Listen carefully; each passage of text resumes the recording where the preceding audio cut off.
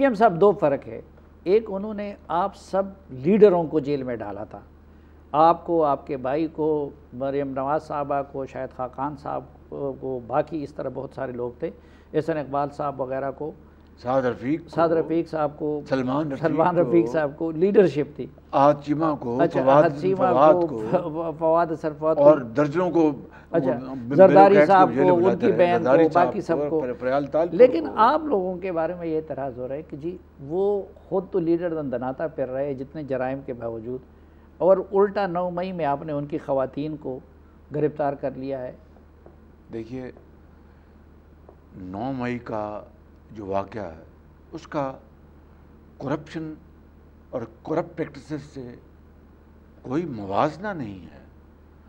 اس کے لیے ایک ادارہ ہے، نیب ہے، ایف آئی اے ہے، وہ موجود ہیں جو اپنی قانون کے مطابق کارروائی کر رہے ہیں. اگر مجھے کوئی خدا نخواستہ انتقام لینا ہوتا تو میں بھی کئی راستے طریقے اختیار کر سکتا تھا، مگر کبھی سوچا نہیں. میرے بھائی کے ذہن میں، نواز شریف کے اور میرے ذہن میں اور ہماری پارٹی میں جو لفظ ہے نا ڈکشنری میں وکٹمائزیشن، یہ ہماری ڈکشنری میں موجود نہیں ہے.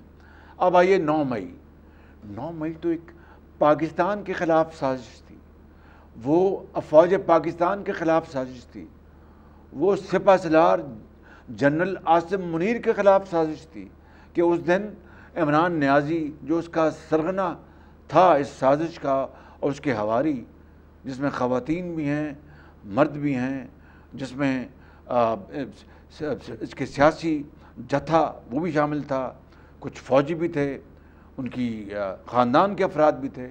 اس دن یہ پلان تھا انتہائی قبیح، یہ ایک سازش تھی کہ پاکستان کی فوج کا تختہ الٹ دیں اور پاکستان میں انارکی ہو جائے اور سول وار ہو جائے.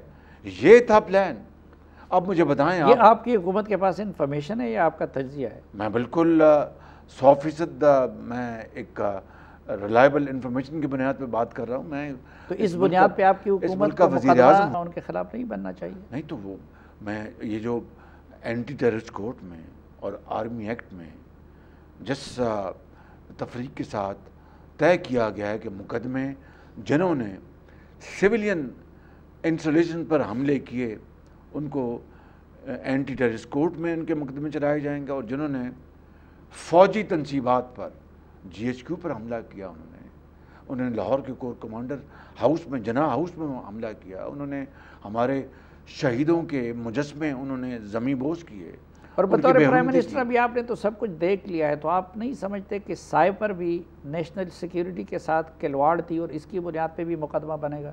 دیکھیے اس کے اوپر باقاعدہ عدالت میں سائفر کا کیس چل رہا ہے.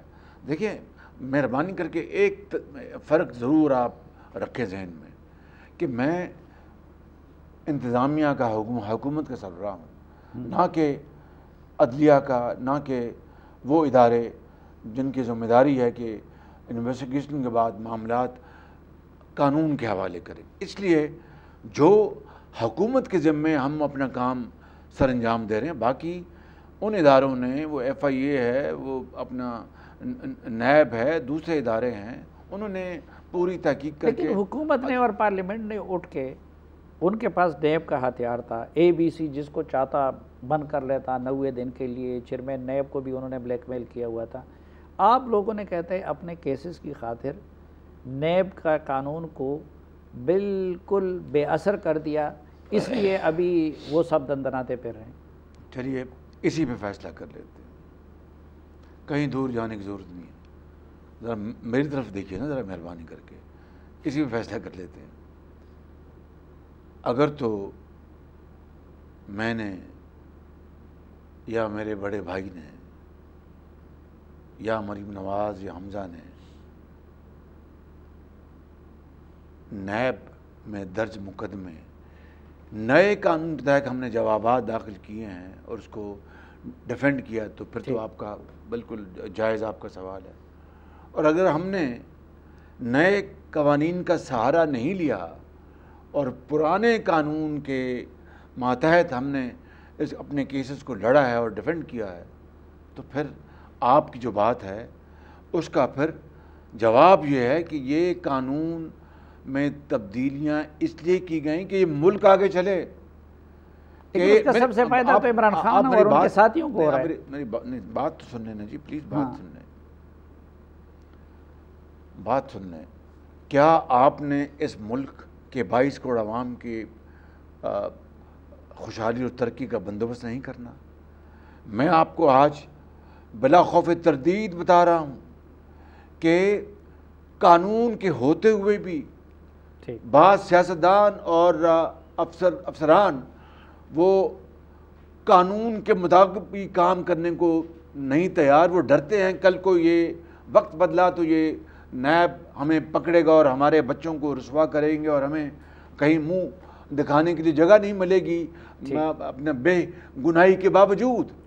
ایک جو کاروباری حضرات ہیں انہوں نے سرمایہ لگانا بند کر دیا کہ ان کو نیب اس زمانے میں عمران نیازی جو نیب گٹھ جوڑ تھا پیسے بٹورنے کے لیے ان کو بلاتے تھے وہ تجارتی لوگوں کو اپنی نیب میں.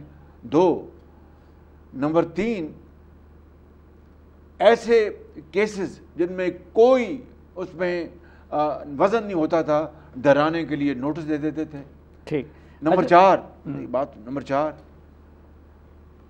کسی کو پہلے ابھی نوٹس نہیں ملتا تھا اس زمانے میں کہ نیب میں آپ کو یاد کیا جا رہا ہے. ٹیلی ویژن پر کئی دن پہلے اس کے اشتہار چل جاتے تھے یہ نیب نیازی گٹھ جوڑ. اس سے اتنا ایک خوف پیدا ہو گیا پورے ملک میں کہ لوگ سرمایہ کاری بھول کے وہ چھوڑ گئے کہ ہمیں یہاں پر سرمایہ کاری نہیں کرنی ہے. نیب ہم پیسہ لگائیں گے اپنا، کل کو نیب ہمیں پکڑ لے گا، ہم یہاں سرمایہ کاری کرنے کے لیے تیار نہیں. یہ وجہ تھی. لیکن معلم جبا یہ جو BRT پشاور یہاں پر یہ ان کے ہاتھ رنگے ہوئے ہیں. اربوں روپے کے جو کیسز ہیں وہ بالکل اسٹیبلشڈ ہیں ان کے خلاف. سن رہے ہیں نہیں سر، ادب کے ساتھ ایک درخواست نہیں میں آپ میری بات آدھے منٹ میرے سر درجنوں سوالات رہ گئے ہیں اور وقت بہت کم ہے. تو مجھے پر آپ نے آپ چپتے ہوئے سوال کریں گے تو جواب تو مجھے دینا پڑے گا. اب مجھے بتائیے کہ BRT پشاور کے خلاف اسٹے آرڈرز ملے ہوئے تھے.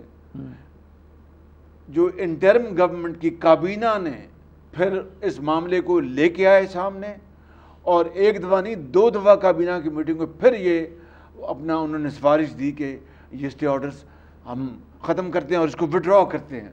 یہ قانونی یہ جو کمپلیکیشنز ہیں ان میں وقت لگتا ہے، لیکن یہ بات طے ہے کہ یہ جو نیب میں امینڈمنٹس کی گئی ہیں ذات کے لیے نہیں، پاکستان کے اندر سرمایہ کاری اور ترقی اور خوشحالی کو سامنے رکھ کے. لیکن میں تو اس پہ کنونس ہوں کہ ان سب کچھ کے باوجود اگلے الیکشن سے پہلے عمران خان صاحب کسی نہ کسی کیس میں کنوکٹ ہو اور باہر ہو چکے ہوں گے. آپ اس پہ کنونس ہیں؟ یہ ان کے خلاف جو ثبوت ہیں دے آر irrefutable، یعنی ان کی کسی صورت سے ان ثبوتوں کی نفی نہیں کی جا سکتی. وہ سالڈ ثبوت ہیں، اب وہ ڈاکومنٹیشن ہے اور ان کے باقاعدہ ایویڈنس موجود ہے. کوئی نہیں آپ یہ کنونس ہے کہ اگلے الیکشن سے پہلے وہ کنوکٹ ہو چکے ہوں گے. آخر کس کیس میں بچیں گے؟ یہ مجھے نہیں پتا کہ اپنا کب انہوں نے کنوکٹ ہونا ہے نہیں ہونا، یہ تو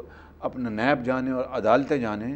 لیکن یہ میں آپ کو بتا سکتا ہوں بلا خوف تردید ان کے خلاف ایویڈنس جو ہے اس کو جھٹلایا نہیں جا سکتا. اٹ از بیانڈ اینی رے آف ڈاؤٹ.